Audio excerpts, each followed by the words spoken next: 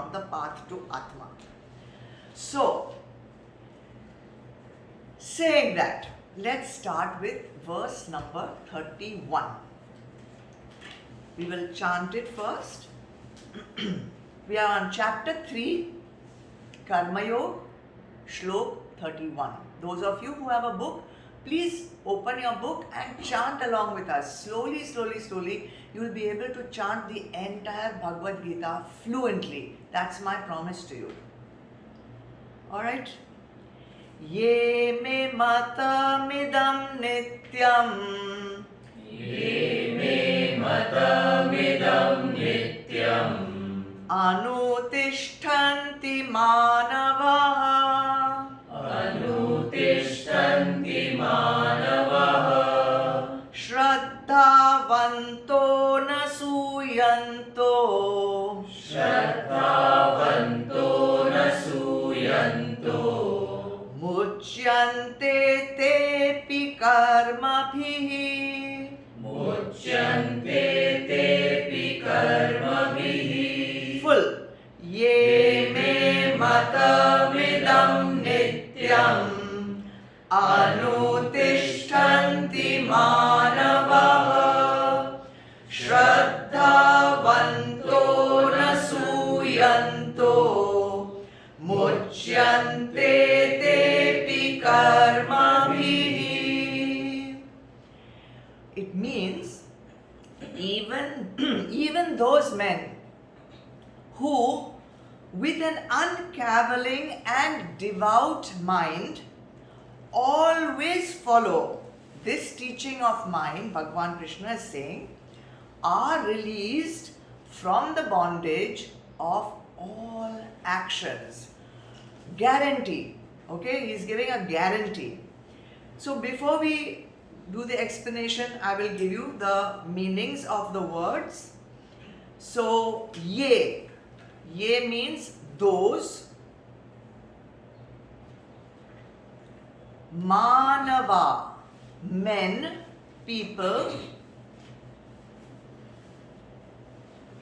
Nityam, constantly.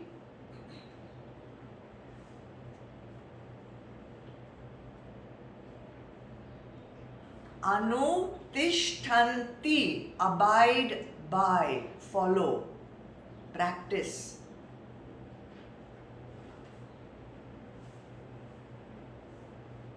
Idam, these. Me matam, my opinion.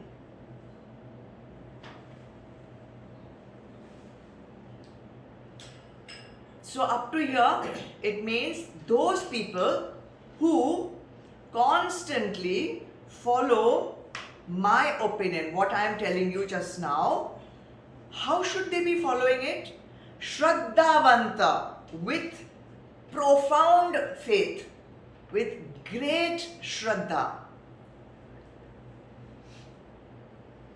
And another thing they have to add to that is Anasuyanta, without complaining, free from cavilling. Cavilling means complaining.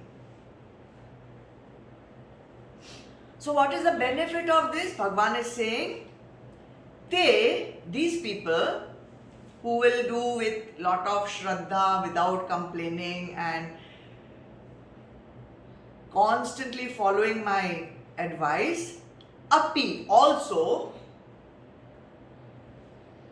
what will happen to them? Muchyante, they will become free. They will be liberated. From what? Karma bhi, from the bondage of karma. Now, if you remember, last time when we did shloka number 30, Bhagavan Krishna was giving Updesh to Arjun. What was the Updesh? What should the ignorant people, what should they do? And we also understood what ignorant means.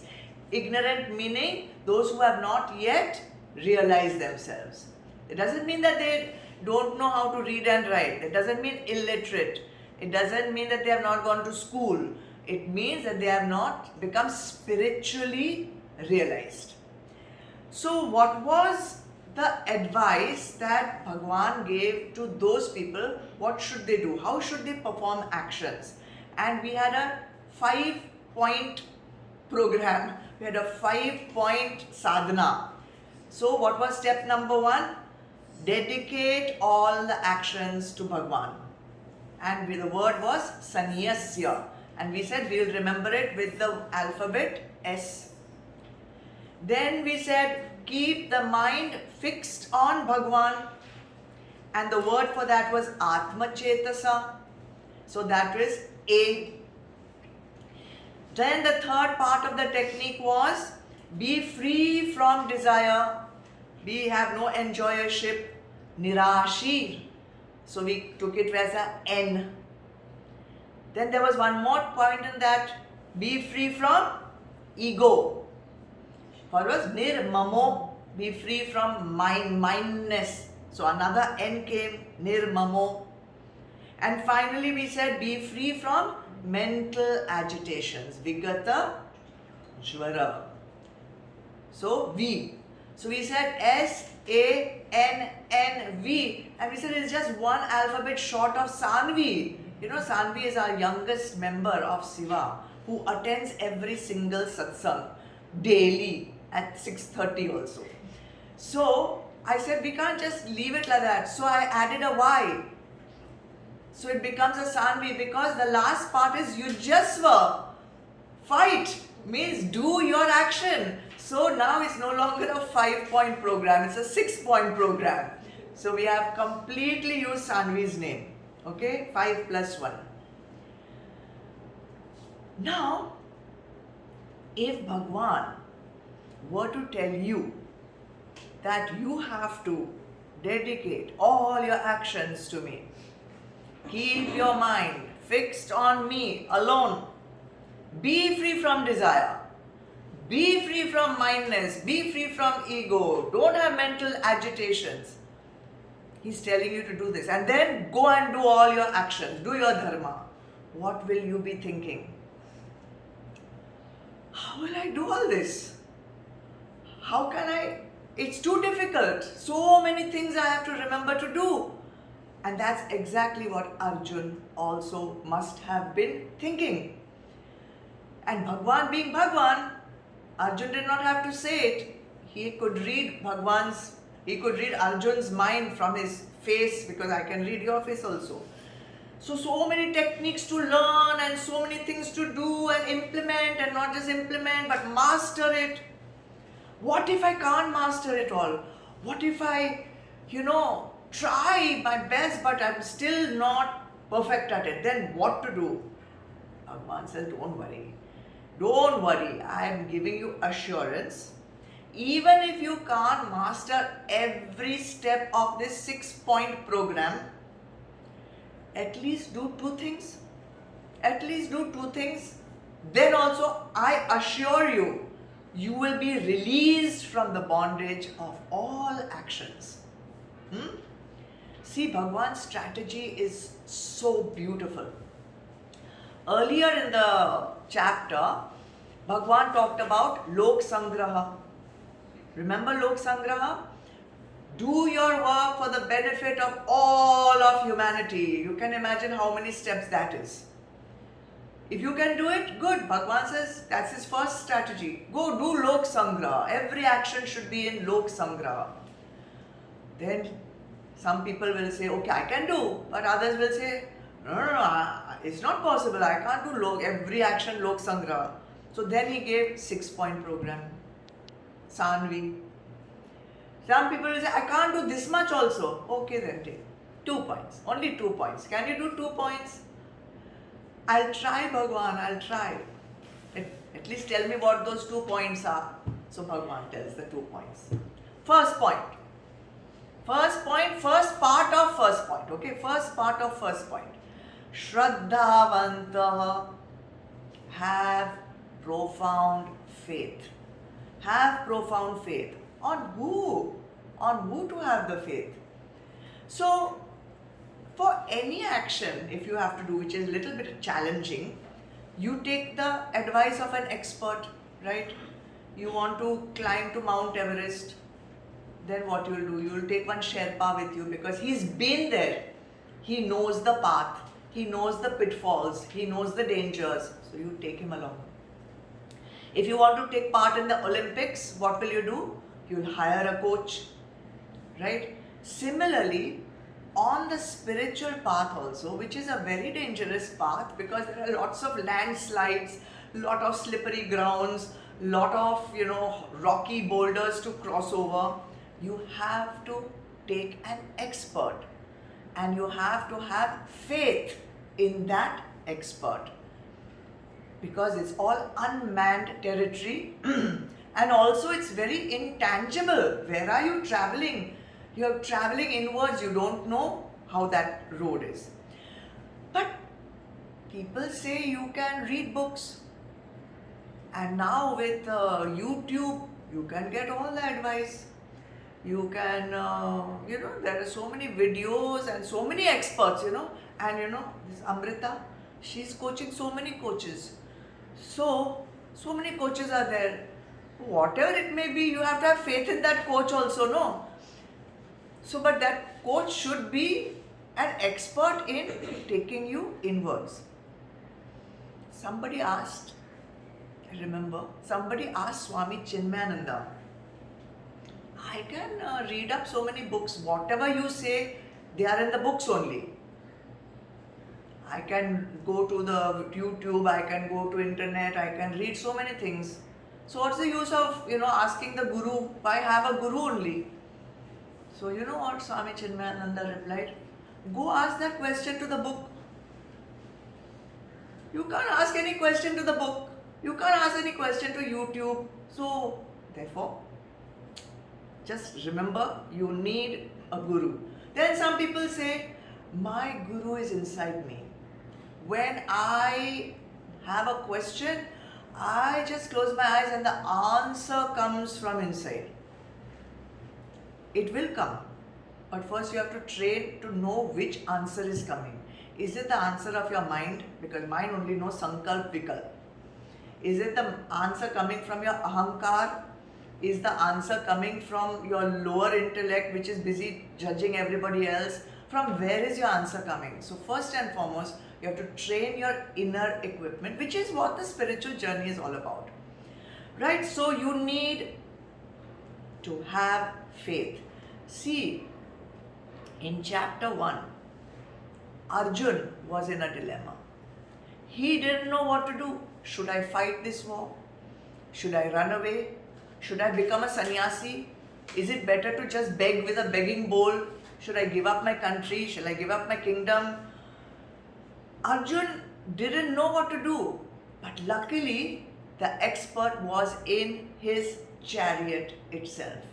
And that is why he could clear the questions, he could clear his doubts and then go and do yujyasva, fight. He could go and do his dharma, So faith means, a lovely little definition I have read long ago, which I love. Faith is what? Belief pending inquiry. Belief pending inquiry. You have not yet had this knowledge from your aparoksh anubhuti, but you still believe it. You still believe it because you have faith in the one that is telling it to you. That could be your guru, that could be the shastras, anything like that. You have to have faith. So what happens? Why is faith given so much importance? Why? Bhagwan is saying only two things you need. And of those two things, one is Shraddha. So much importance. See, if you don't have that faith, then you will not be able to follow the Updesh given to you by the Guru. You will question it, you will follow what is convenient for you to follow, what is comfortable for you to follow, what is priya for you to follow instead of what is shreya.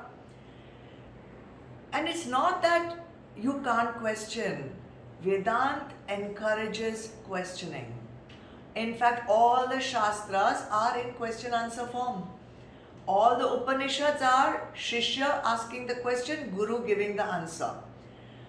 But this is very different from blind faith. Bhagwan is not telling you to have blind faith. Bhagwan is telling you to stay clear of gurus who expect you to follow without asking any questions. Okay, so there's one story I'll tell you.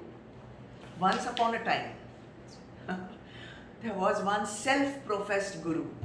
Okay, and he simply expected all his followers, do whatever I say and don't dare ask any questions. Okay, cannot ask questions. Simply do, obey my updesh. So one day there was a satsang, and he told his guru, all his shishyas, today I am going to show you the way to God. You will reach God, provided you do exactly what I say. Do exactly, just copy me, just imitate me perfectly. Don't ask any questions. You cannot, are you ready for that? Everyone put hand up, both hands also they put up. They all agreed. So he said, now you will follow me exactly? They all said, yes, we will follow you exactly. And you all also can follow exactly if you want. Now, the teacher said, I'm saying because really not a guru. Teacher said, now sit upright. 200 followers said, now sit upright. Teacher was a little surprised, like, they are repeating what I'm saying, they are not sitting upright. He just looked around, he frowned and all. He got a little irritated. Then he said, no, that's not what I meant, you fools. 200 people. No, that's not what I meant, you fools. Now he was really angry. He screamed, don't imitate me. Don't you understand? Now you know what they did. Don't imitate me. Don't you understand? He was so angry. He got up. This madness must stop, and he took his hand and he hit somebody. One tamacha. Now you can imagine what they did. Everyone got up and started slapping each other. And one of them even slapped the guru himself. So, don't do now. I told you you can follow if you want, but I hope nobody is doing that right now. This is problem with Zoom. I can't see what you all are doing. The moral of the story is, have faith in the right guru. Follow what the guru is saying. And if in doubt, ask questions. Please ask questions. Get clarification. Ask again and again if you want, till it is clear with you. Alright? My Guruji always used to say one sentence. What do you say? Parikshan karo. Whatever I am telling you, you experiment with it. Don't take it like that. And when he was in ashram with his Guruji, whenever one siddhant was given, one teaching was given, the class ended, all the shishyas went out into the open and they would do experiments to understand practically the lesson that was taught. Parikshan karo. You experiment, you demonstrate and see how it works, then it becomes your own truth, and then it becomes easy to have faith in that. So that will establish you in faith.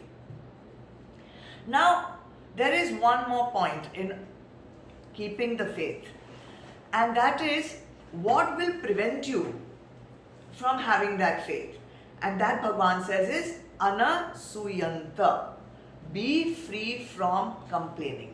If you keep complaining, if you keep finding something wrong with the updesh, something going, not so pleasant for you, keep having objections to the updeshes, and you keep having intellectual debates about this and that and all, what happens?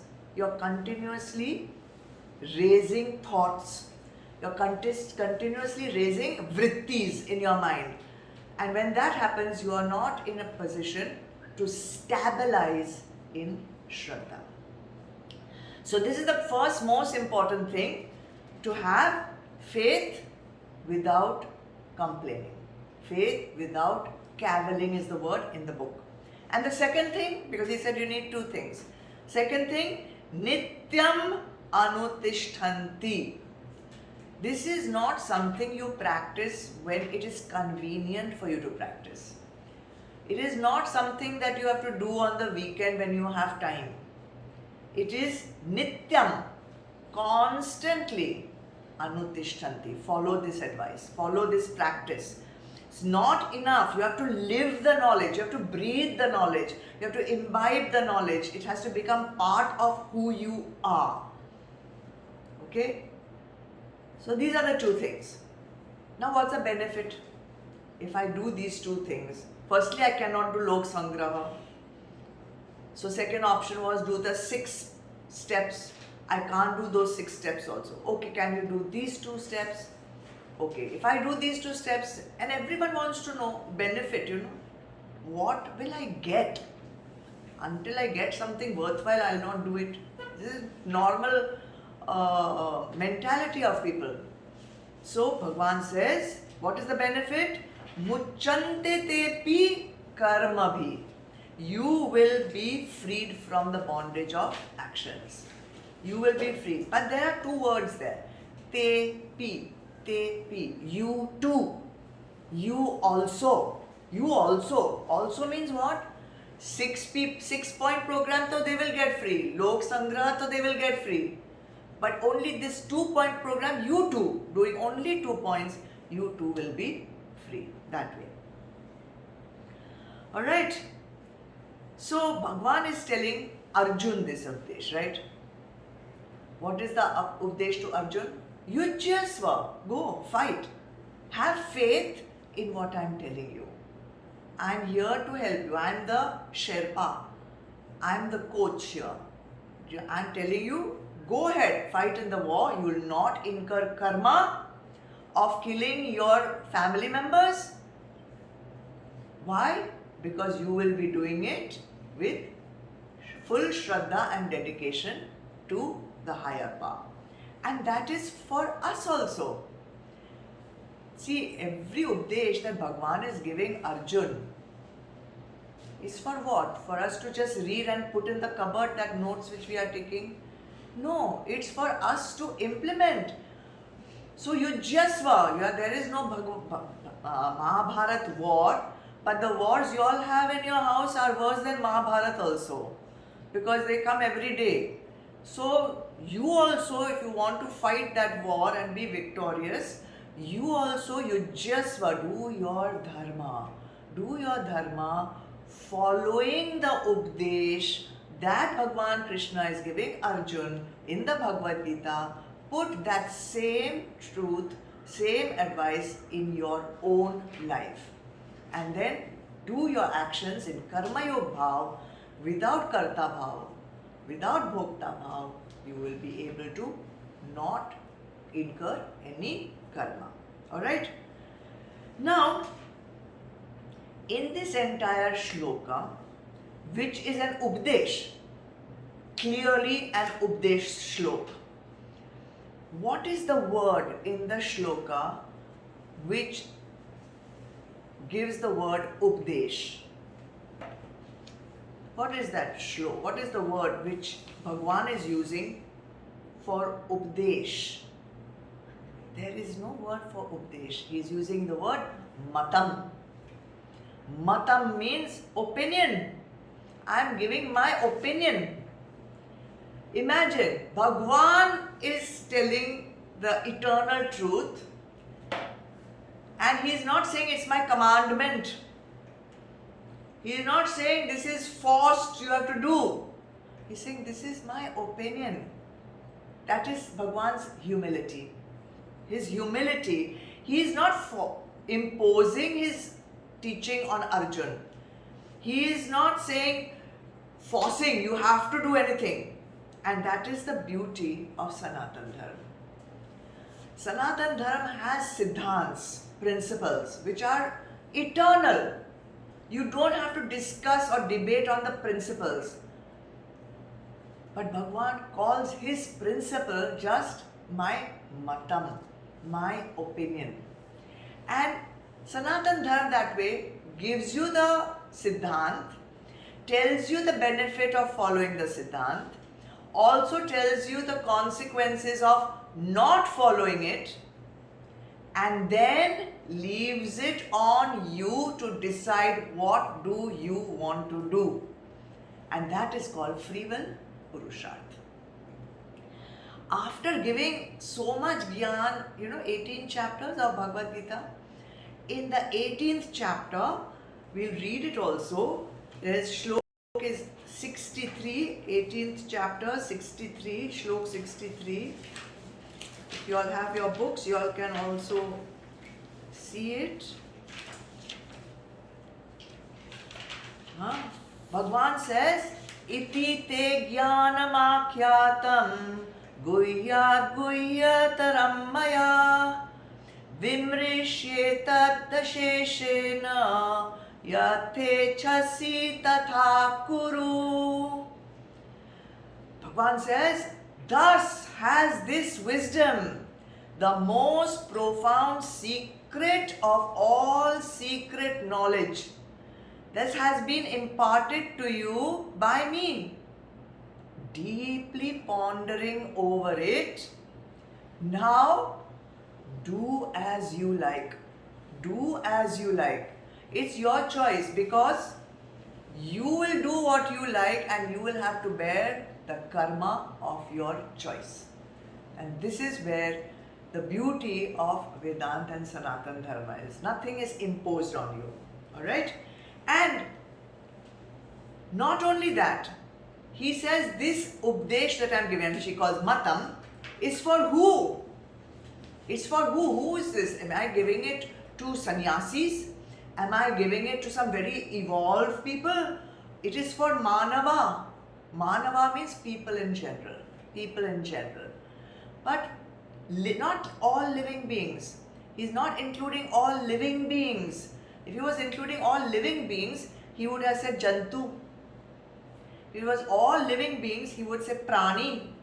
But he chose the word Manava, means all human beings. This Updesh is for all human beings, because human beings have Vivek, Buddhi, to follow this Updesh. And only human beings with Vivek in their Buddhi can free themselves from karma and attain the highest goal of spirituality. Animals cannot. Plants cannot. Birds cannot. They are living beings. But this Updesh is not for them. It's for Manava. And Bhagwan gives us a guarantee. Guarantee. Same in chapter 18 itself, in the 71st shloka, Bhagwan is saying, the man who listens to the Holy Gita with reverence, so again Shraddhavanto, being free from malice, he too liberated from sin, shall reach the propitious worlds of the virtuous. Chapter 18, Shloka 71. So this is the Updesh, which he calls a Matam, which is for Manava and which has a guarantee.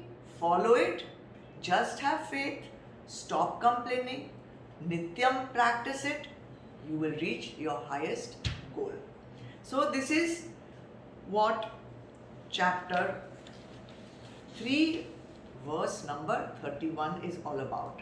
I think we can go ahead with one more verse at least. 32.